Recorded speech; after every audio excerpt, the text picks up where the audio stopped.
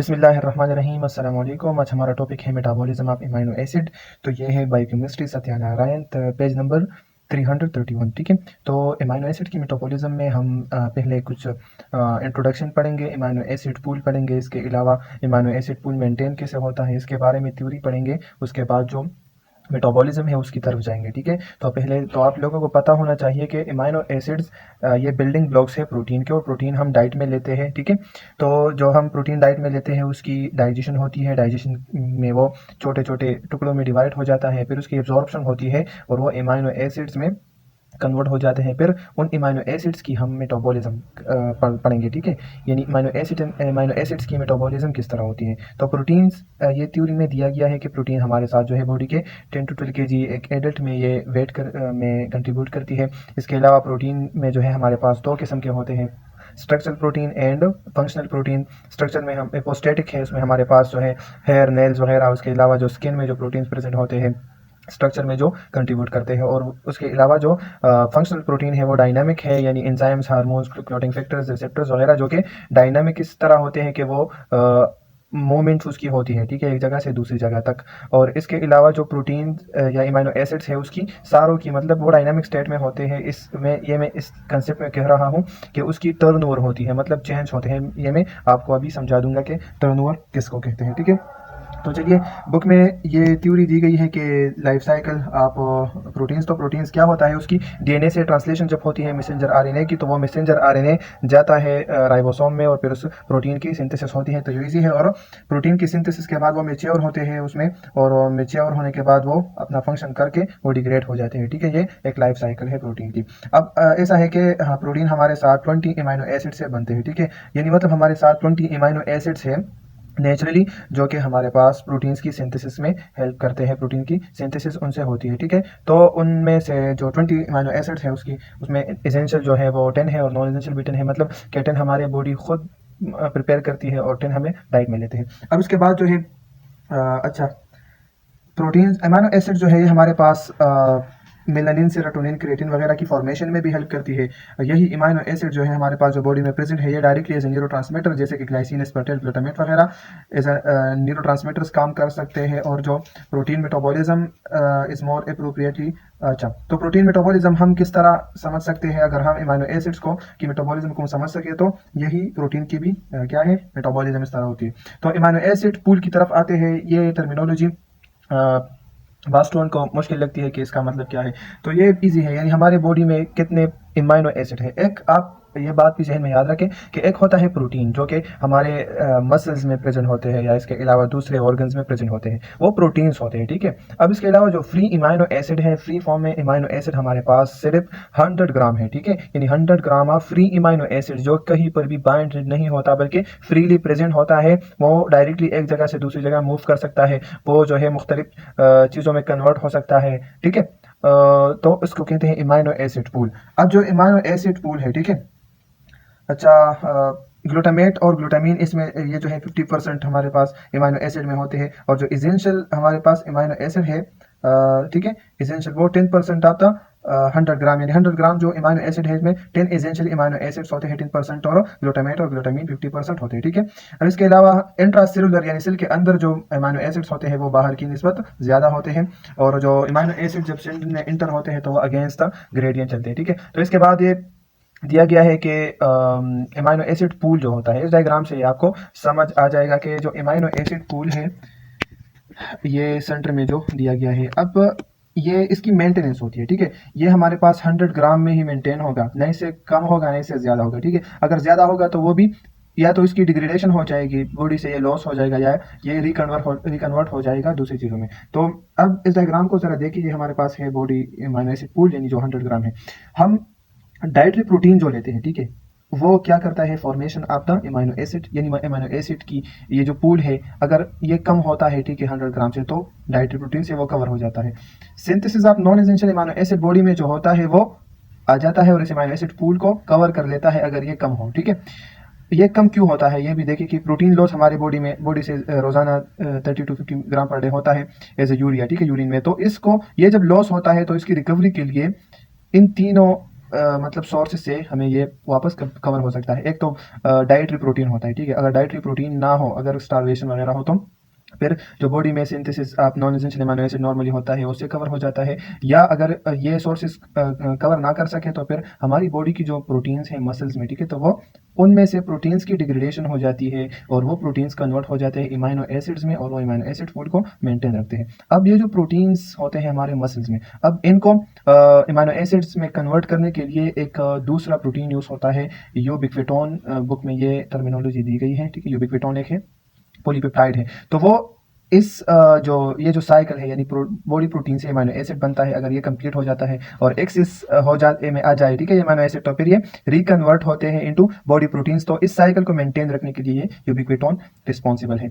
अब ये बुक में ये भी दिया गया है कि sources of amino acid food, यानी हमारे पास जो ये अमीनो एसिड है इनकी सोर्सेज कहाँ से आते हैं। तो एक प्रोटीन टर्नओवर हो गया, यानी रोजाना के हिसाब से 300-400 ग्राम तक हमारे पास प्रोटीन डिग्रेड हो जाते हैं और फिर रिसिंथेसाइज हो जाते हैं, ठीक है। तो इसको मेंटेन रखते हैं।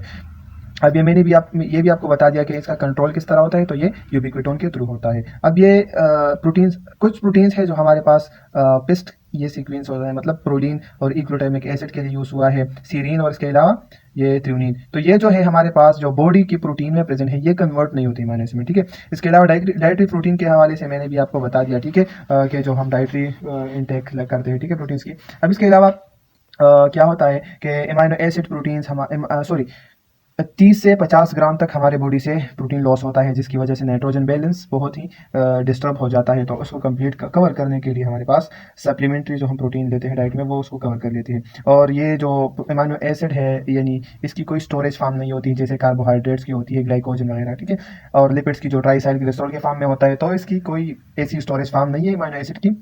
ये यही पूल जो है, ये मतलब 100 ग्राम होगा, इससे ये एक्सीड नहीं कर सकता, ठीक है। ये पूल अगर एक्सीड करेगा तो फिर ये या तो रिकन्वर्ट हो जाएगा या लॉस हो जाएगा। अब यह जो है अमीनो एसिड पूल मुख्तलिफ फंक्शंस के लिए यूज होता है, ठीक है। या तो कार्बोहाइड्रेट्स और फैट्स की ये सिंथेसिस के लिए जा सकते हैं ये अमीनो एसिड्स, और synthesis of non protein compounds जैसे कि क्रिएटिन, पोरफायरिन्स, फोस्फोलिपिड्स, प्यूरिन्स, पैरामिडीन्स वगैरह।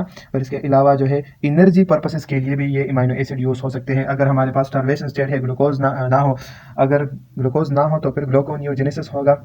ग्लूकोनियोजेनेसिस किस तरह होता है वो मैंने आपको बता दिया था कि नॉन कार्बोहाइड्रेट्स मॉलिक्यूल से ग्लूकोज बनता है, जैसे कि एस्पार्टेट, अल्फा कीटोग्लूटारेट वगैरह, ये नॉन कार्बोहाइड्रेट है। ये अगर हम आगे हम पढ़ेंगे मेटाबॉलिज्म, तो मेटाबॉलिज्म में इसीलिए मेटाबॉलिज्म होती है ताकि एनर्जी हमें हासिल हो, ठीक है, या दूसरे जो कंपाउंड्स हैं, कंपोनेंट्स हैं, ये बन सके, ठीक है।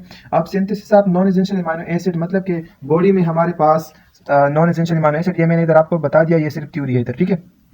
तो जो बॉडी में नॉन एसेंशियल अमीनो एसिड की मतलब फॉर्मेशन होती है, तो वो भी इस पूल को क्या करता है, मेंटेन रखता है। अब जो है यूटिलाइजेशन भी मैंने आपको बता दिया, ठीक है, यही यूटिलाइजेशन है जो बुक में यहाँ थ्योरी दी गई है, ठीक है। अब आते हैं मेटाबॉलिज्म ऑफ अमीनो एसिड की जनरल एस्पेक्ट्स की तरफ के क्या होता है इसमें जब ट्रांसअमाइनेशन होती है। ट्रांसअमाइनेशन का मतलब है ट्रांसफर ऑफ अमीनो ग्रुप। तो अमीनो एसिड का जो कार्बन स्केलेटन होता है वो मतलब एनर्जी के लिए या इन 3-4 पर्पसेस के लिए जाता है, और जो अमोनिया फॉर्मेशन होती है वो अमोनिया यूरिया साइकिल में जाता है और बॉडी से एक्सक्रीट हो जाता है, ठीक है। ये हम ट्रांसअमाइनेशन और डीअमाइनेशन में पढ़ेंगे, ठीक है। तो जो कीटो एसिड बनता है, यानी कार्बन स्केलेटन जो होता है अमीनो एसिड का, तो वो या तो एनर्जी की फॉर्मेशन के लिए जाएगा, या हमारे पास ग्लूकोज की सिंथेसिस करेगा, या फैट्स और कीटोन बॉडीज की फॉर्मेशन करेगा, या नॉन एसेंशियल अमीनो एसिड की। तो ये हो गए कुछ एस्पेक्ट्स के मतलब कि अमीनो एसिड क्यों वो मेटाबोलाइज होता है। तो अब चलते हैं ट्रांसअमाइनेशन की तरफ। अच्छा, ये ज़रा ये देख ले कि ये जो मेटाबॉलिज्म अमीनो एसिड होता है, ठीक है, ये मेटाबॉलिज्म जब होता है तो मेटाबॉलिज्म में 3 तरह के रिएक्शंस हम पढ़ेंगे, ठीक है, जो हमारे कोर्स से रिलेटेड है। यानी ट्रांसअमाइनेशन होगी, ट्रांसअमाइनेशन के बाद डीअमाइनेशन होगी, और इसके बाद यूरिया साइकिल। तो ट्रांसअमाइनेशन और डीअमाइनेशन इस वीडियो में पढ़ेंगे, और यूरिया साइकिल दूसरी वीडियो में पढ़ेंगे, ठीक है। ट्रांसअमाइनेशन होगी, इसके बाद डीअमाइनेशन 2 तरह की होती है, या तो ऑक्सीडेटिव होगी या नॉन ऑक्सीडेटिव, ठीक है। और ये प्रोटीन है अमीनो एसिड में, ये through digestion and absorption convert हो गया है अमीनो एसिड। इसकी मेटाबॉलिज्म होती है तो NH3 में हमें मिलता है, वो NH3 बॉडी से एक्सक्रीट हो जाता है, और जो कार्बन स्केलेटन रहता है वो एनर्जी के लिए या दूसरे पर्पस जो मैंने आपको बता दिया उसके लिए यूज होता है। तो आते हैं ट्रांसअमाइनेशन की तरफ। नाम से पता चलता है कि किसी चीज़ की ट्रांसफर हो रही है, यानी वो क्या है, वो है अमाइनो ग्रुप, ठीक है, हम ट्रांसफर ऑफ अमाइनो ग्रुप, और ये रिएक्शन जो है ये रिवर्सिबल है, ठीक है। तो ये जो एक अमाइनो एसिड आता है, यानी अमाइनो एसिड पूल से आता है, ठीक है। इस अमाइनो एसिड में इसमें हमारे पास है अमाइनो ग्रुप, तो वो अमाइनो ग्रुप ट्रांसफर होगा, ठीक है, किस चीज़ में, एक कीटो एसिड में। यानी यहाँ पर जो कीटो एसिड यूज़ होगा वो मोस्टली जो है अल्फ़ा कीटो ग्लूटारेट यूज़ होता है, ठीक है। अल्फ़ा कीटो ग्लूटारेट ये इंटरमीडिएट है TCA साइकिल का। तो ये यहाँ यूटिलाइज होता है मुख्तलिफ किस्म के अमाइनो एसिड्स को कन्वर्ट करने के लिए कि वो कीटो एसिड में कन्वर्ट हो। तो ये एज मतलब मैं क्या कह सकता हूँ इसको, कि ये एज अ व्हीकल काम करता है अमाइनो ग्रुप के लिए, ठीक है। तो इसमें सिंपली ये होता है कि एक अमाइनो एसिड से अमाइनो ग्रुप ट्रांसफर हो जाता है एक कीटो एसिड में। तो जब इससे हम अमाइनो ग्रुप रिमूव करते हैं तो ये कीटो एसिड बन जाता है, और ये जो कीटो एसिड होता है साइटोप्लाज्म में, तो ये जब अमाइनो ग्रुप को एक्सेप्ट करता है तो ये अमाइनो एसिड में कन्वर्ट हो जाता है, और ये अमाइनो एसिड फिर इसकी डीअमाइनेशन होगी, और डीअमाइनेशन के बाद ये रिजेनरेट हो जाएगा। इस तरह ये साइकिल जारी रहेगा, और जितने अमाइनो एसिड्स आएंगे उनकी ट्रांसअमाइनेशन होगी। तो इसमें जो एंजाइम यूज होता है वो है, उसको कहते हैं ट्रांसअमाइनेज या अमाइनो ट्रांसफेरेज, ठीक है। तो दो तरह के जो हमारे पास है वो मोस्टली ह्यूमन बॉडी में यूज होते हैं, ठीक है। एस्पार्टेट ट्रांसअमाइनेज और एलानिन ट्रांसअमाइनेज, इसको AST और ALT भी हम शॉर्टली कह सकते हैं, ठीक है। तकरीबन 70 से ज़्यादा हमारे पास ट्रांसअमाइनेज वो होते हैं, लेकिन ह्यूमन बॉडी में तकरीबन 15 तक वो ह्यूमन बॉडी में वो बन सकते हैं, ठीक है। तो अब आते हैं रिएक्शन की तरफ। बहुत ही सिंपल रिएक्शन है, ठीक है, इसमें कम्प्लेक्सिटी की कोई बात नहीं है। तो मैं आपको पहले ये बताता हूँ जो मतलब कि ट्रांसअमाइनेशन के कुछ मतलब क्या है सेलिएंट फीचर्स, जो बुक में इसको लिखा है कि इसके लिए ट्रांसअमाइनेशन के लिए एक कोफैक्टर का मतलब की ज़रूरत होगी। ट्रांसअमाइनेज जो होता है, ठीक है, एंजाइम PLP कोफैक्टर की इसके लिए रिक्वायर होता है। दूसरी बात है कि अच्छा, एस्पार्टेट ट्रांसअमाइनेज और एलानिन ट्रांस AST, ये तो मैंने आपको बता दिया कि यूज़ होते हैं। अब NH3 जो होता है, जो हमें मिलता है, वो NH3 फ्री फॉर्म में नहीं होता, ठीक है। फ्री फॉर्म में हमें NH3 नहीं होता, ये रिवर्सिबल रिएक्शन है। और इसके अलावा ये पॉइंट भी है कि बहुत से क्या नॉन एसेंशियल अमाइनो एसिड्स की प्रोडक्शन के लिए ट्रांसअमाइनेशन वो हेल्पफुल है, ठीक है। और इसके अलावा ट्रांसअमाइनेशन जो है वो एनर्जी जनरेशन के लिए भी यूज़ होता है। अच्छा, तो ट्रांसअमाइनेशन में क्या होता है, ग्लूटामेट बनता है। ग्लूटामेट जो है वो फिर उसकी डीअमाइनेशन होती है, और वो NH3 को यूरिया साइकिल में ले जाता है। अमाइनो एसिड्स हमारे पास लाइसिन, थ्रेओनीन, प्रोलीन एंड हाइड्रोक्सीप्रोलीन, इसके ये जो है सारे अमाइनो एसिड्स ट्रांसअमाइनेशन में पार्टिसिपेट करते हैं।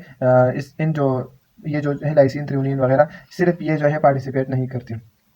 अच्छा, सीरम ट्रांसअमाइनेजेस, यानी जो ट्रांसअमाइनेजेस है AST और ALT, ये हम मुख्तलिफ डायग्नोस्टिक पर्पसेस के लिए इनका लेवल चेक करते हैं, ठीक है। ALT को लिवर डिजीज़ के लिए, AST को कार्डिक डिजीज़, माइकार्डियल इन्फार्क्शन वगैरह। तो रिएक्शन में ये है जो मैकेनिज्म है कि एलानिन जो हमारे पास ये आता है from the amino acid pool, ठीक है। ये आ जाता है, और यहाँ इसके साथ जो है अमाइनो ग्रुप है, यानी NH3 है, ठीक है।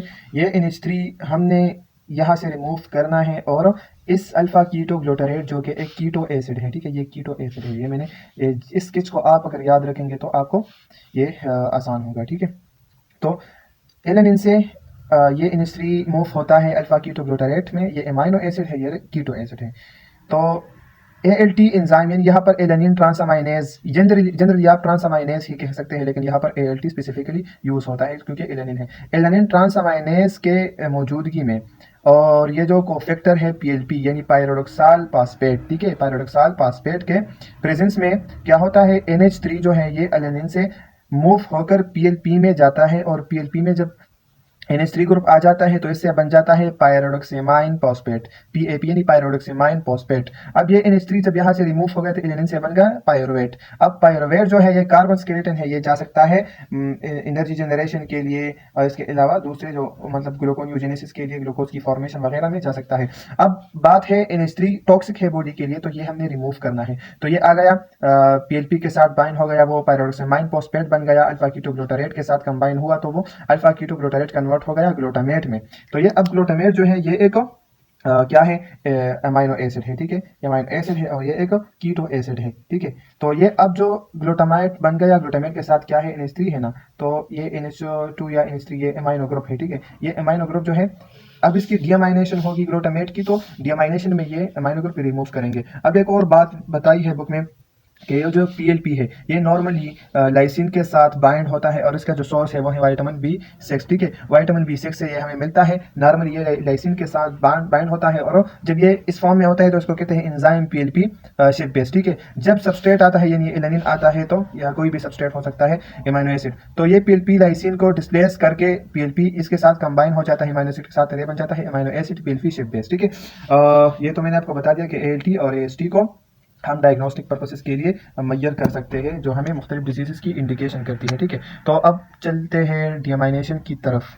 तो डियामाइनेशन में मैंने आपको बताया था कि ऑक्सीडेटिव डियामाइनेशन होती है और नॉन ऑक्सीडेटिव ऑक्सीडेटिव डियामाइनेशन वो होता है जिसमें अमोनिया अमाइनो ग्रुप भी रिमूव होता है। ठीक है, और इसके साथ साथ NADH या FADH वगैरह की फॉर्मेशन भी होती है। तो चलते हैं डियामाइनेशन की तरफ। डियामाइनेशन पहले तो ऑक्सीडेटिव में, ठीक है, ये जो है ऑक्सीडेटिव डियामाइनेशन में दो तरह की होती है, सॉरी तीन, दो तरह की है जी।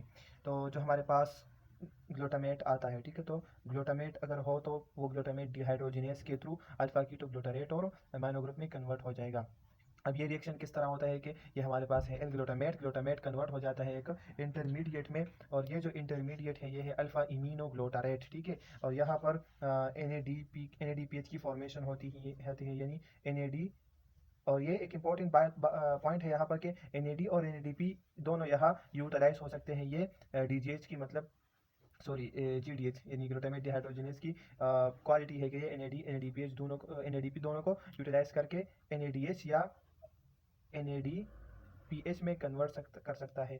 अगर NADP हो तो वो NADPH में कन्वर्ट होगा, अगर NAD हो तो NADH में। ठीक है, तो ये हो गया फर्स्ट स्टेप में, ये इंटरमीडिएट बन गया। अब इसके बाद जो है रिमूवल ऑफ वाटर मॉलिक्यूल होगा और ये कन्वर्ट हो जाएगा अल्फा कीटोग्लूटारेट और इसके साथ साथ अमाइनो ग्रुप में। ठीक है, H2O रिमूव होता है यहाँ पर। तो ये हो गया डियामाइनेशन। ये जो अब NH4 है यहाँ पर ये अल्फा कीटोग्लूटारेट रीजनरेट हो गया यहाँ ट्रांस अमाइनेशन के लिए, ये वापस मतलब अवेल हो गया, और ये जो NH4 है ये अब आगे जाएगा यूरिया साइकिल में। तो ये डियामाइनेशन यहाँ तक कंप्लीट हो गया। ठीक है, अब मैं इसकी टाइप्स बताऊंगा फर्दर, यानी सारों में यही अमाइनो ग्रुप हमें मिलेगा। ठीक है, उसके बाद जब वीडियो में यूरिया साइकिल पढ़ेंगे तो आपको समझ आ जाएगा कि किस तरह ये बॉडी से रिमूव होता है। इस दूसरी टाइप जो है अगर ग्लूटामेट हो तो ग्लूटामेट डिहाइड्रोजनेस के थ्रू होता है। और एक और इंपॉर्टेंट बात यानी रेगुलेशन ऑफ ग्लूटामेट डिहाइड्रोजनेस किस तरह होता है, अगर हमारे पास GDP या इसके अलावा ADP अगर वो ज़्यादा हो तो वो एक्टिवेट करता है इस एंजाइम को, ताकि हमारे पास ये प्रोसेस हो सके और एनर्जी जनरेशन हो सके। ठीक है,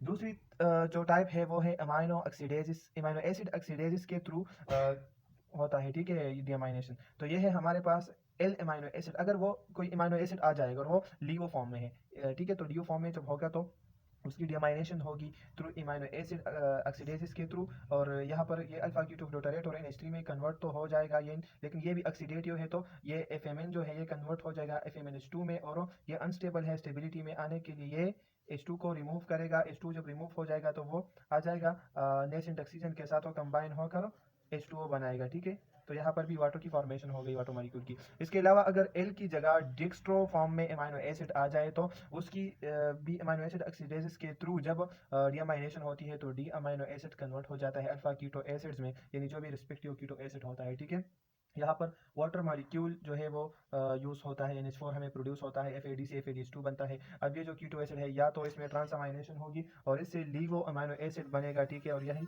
दोबारा होगा, या इसके साथ या जो है कीटो एसिड ग्लूकोनियोजेनेसिस की तरफ जाएगा और लाइपोजेनेसिस की मतलब फैट की फॉर्मेशन के लिए जा सकता है। तो ये हो गया ऑक्सीडेटिव डियामाइनेशन। ठीक है, जिसमें मैंने आपको ग्लूटामेट की और इसके अलावा लीवो या डिस्ट्रो अमाइनो एसिड्स की किस तरह होगी। इसके बाद है नॉन ऑक्सीडेटिव डियामाइनेशन। तो जो नॉन ऑक्सीडेटिव डियामाइनेशन है, ठीक है, नॉन ऑक्सीडेटिव में क्या होता है, यानी डियामाइनेशन तो होगी लेकिन कोई NADH2 या FADH2 वगैरह की NADH या FADH2 की कोई फॉर्मेशन वगैरह नहीं होगी, यानी ऑक्सीडेशन यहाँ पर नहीं होगी। ठीक है, तो इसमें ये कुछ स्पेसिफिक अमाइनो एसिड्स है इसकी मतलब नॉन ऑक्सीडेटिव डियामाइनेशन होती है। इसमें एक ग्रुप है सीरीन, थिरुनीन, होमोसीरीन, इसकी डिहाइड्रोटेस के थ्रू इसकी डियामाइनेशन होती है और रिस्पेक्टिव कीटो एसिड में कन्वर्ट हो जाता है, और यहाँ NH3 लिबरेट करता है विदाउट ऑक्सीडेशन। ठीक है, और सिस्टीन जो है वो डीसल्फाइड्रेस के थ्रू पायरुवेट में कन्वर्ट होता है, H2S हमें प्रोड्यूस करता है और अमोनिया अमाइनो ग्रुप। ठीक है, हिस्टडीन थ्रू हिस्टडेस होता है यूरोकोनेट में और हमें अमाइनो ग्रुप प्रोड्यूस करता है। तो ये सारा डियामाइनेशन का जो मतलब मकसद था वो अमाइनो ग्रुप की क्या थी, ट्रांसफ़र थी। तो जो अमाइनो एसिड से हो गई और अब ये अमाइनो ग्रुप जो है, जो भी प्रोड्यूस हो गया, जिस ज़रिए से भी प्रोड्यूस होता है, यानी ऑक्सीडेटिव या नॉन ऑक्सीडेटिव, तो ये अब यूरिया साइकिल में जाएगा। तो अब नेक्स्ट वीडियो में हम पढ़ेंगे यूरिया साइकिल। Thank you.